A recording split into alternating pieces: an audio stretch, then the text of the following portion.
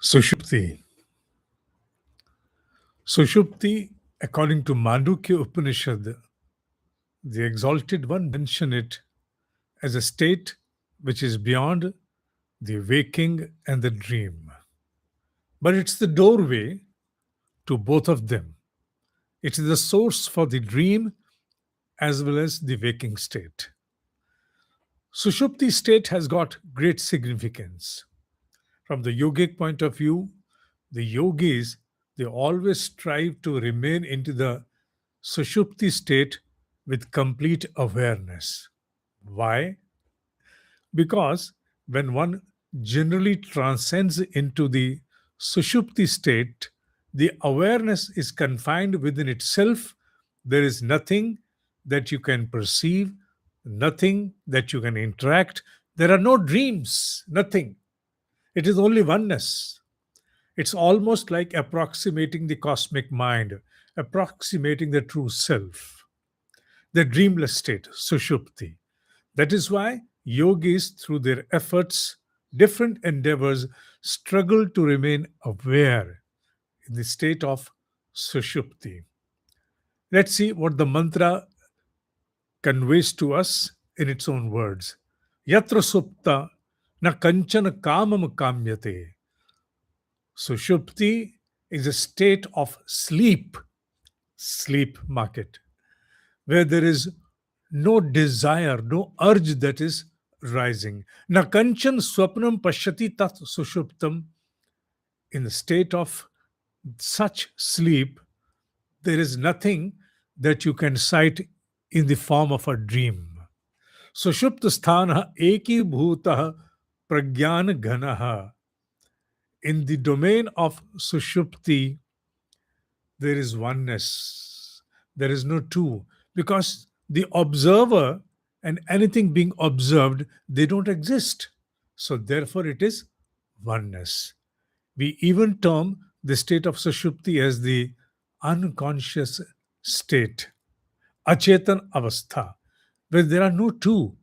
Because if you're observing something, then what you are observing and the observer must be two distinct identities. But here it is oneness. That is why they say Eki Bhutah Pragyana Ghanaha. The consciousness, it goes back into its own self. It rolls back into its own self. So Pragyana Ghanaha. Eva Anandamai Hi Anandabhuk. You approximate the total bliss. You experience and enjoy the blissfulness. Cheto mukha pragya tritiya padaha. This state of Sushupti is the source of the other states of awareness, namely the Jagrata and Swapana, the waking and the dream state. So Cheto Mukh, so it is this source, the source of origin, the doorway. Now, why do yogis, they through their countless endeavors, want to remain absolutely aware even in the state of sushupti, where there is oneness?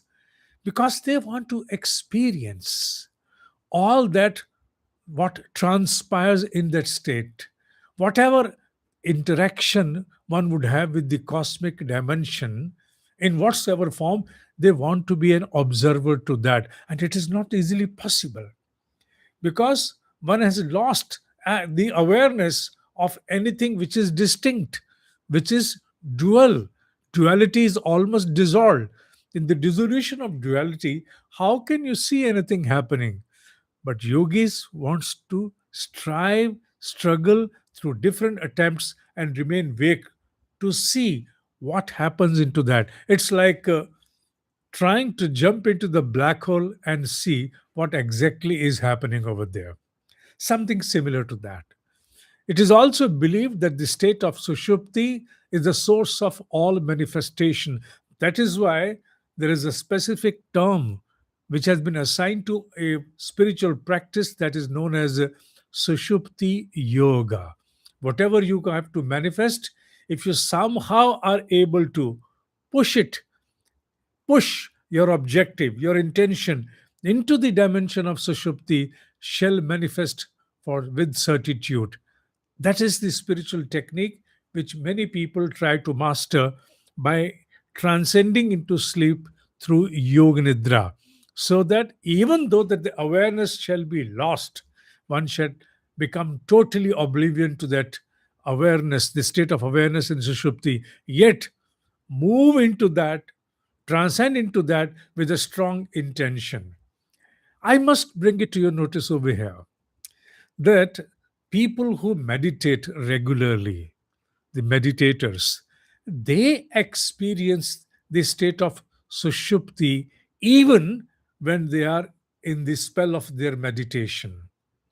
When they experience that nothingness in the state of deep meditation, but they also experience extreme and absolute bliss. There is so much of magnetism within, so much of an awe within. Something pulls, something draws to itself. You cannot mention, you cannot detail, you cannot describe what it is that is pulling you, what is that is attracting you, what is it? But yet, it becomes almost inseparable. And whenever those that meditate have to draw themselves out of that meditation, it becomes very difficult for them to distance, disassociate, and come out. What is that they experience? They experience absolute bliss for no reason, absolute stillness for no reason, absolute calm for no reason. Just being there. They are so glued to that blissful joy within, they don't want to come out. That accomplishment, that completeness, absoluteness that they experience is such that they ask themselves at times, why should I come out? Why should I move out from this state? This particular state of awareness, though I am not aware what is ongoing, I cannot mark this is happening into me. I cannot decipher anything. There is nothing at my hand to decipher and to detail upon. Yet it is so inseparable. I am so glued to it, so blissful. Going away from it appears to be a greatest loss which I'm going to incur voluntarily. Why should I come out? That is when you are experiencing pure bliss. Ananda Bhuk. Anandamaya, he Anand Bhuk. The meditators experience it, if not daily. If you are a disciplined meditator, but every now and often you shall be transcending into the state of Sushupti, even through your own waking state. Waking state?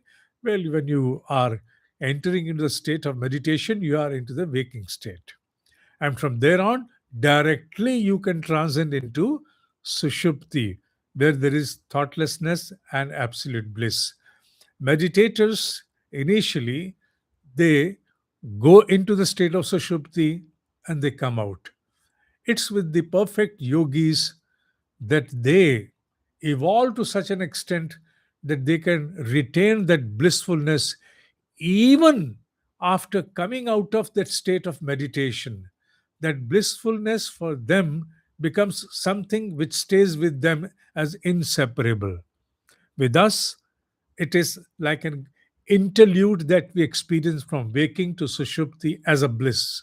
But for them, it is something which they become, which they keep enjoying every passing moment, irrespective that they are outward or inward, they retain that blissful state. Anyway, that state of meditation can only be acquired when we keep our discipline intact to meditate every day. I have been conducting meditation for the past several years. If you also intend to join with me, come at 3:58 a.m. every morning IST, Indian Standard Time. Not on this channel at the moment, at Gita Online, a different channel. And if you want, you can even meditate at a different hour because we leave the recording, the live recording, open for other meditators to come and join the meditations at their own comfortable hour. Having said that, I would move on once again to the detail and the interpretation of this particular verse, which talks about the third anatma state of awareness, which is sushupti. The first one was anatma jagrit, second anatma swapana, and third is anatma Sushupti. Why Anatma? Because it is something which is not Atma. Other than Atma. Yes, there is a reflection. There is an approximation in this particular state of Atma. That blissfulness which is coming is a reflection of the Atma itself. Atma alone is such blissful that for no outer reason you experience absolute bliss and joy, which you otherwise keep searching from all conclusive subjects that you experience in your life, and yet they are fragmented. Yet the joy that you gather from there is decimated, and it comes with so many ifs and buts. So here it mentions that the dreamless state of Sushupti is where you experience such oneness, where there is total joy, sheer, pure, blissful joy. More to come in the next mantra. There shall not be a class on Saturday and Sunday. We have scheduled them from Monday to Friday. Why only on working days? Because working days are the ones where you have to engage yourself with so much of turbulence in life. So, why not to give you a moment in the evening whereby you can dive in and then recharge yourself? See you in the next session upon the next mantra of Mandukya Upanishad. Om Shanti.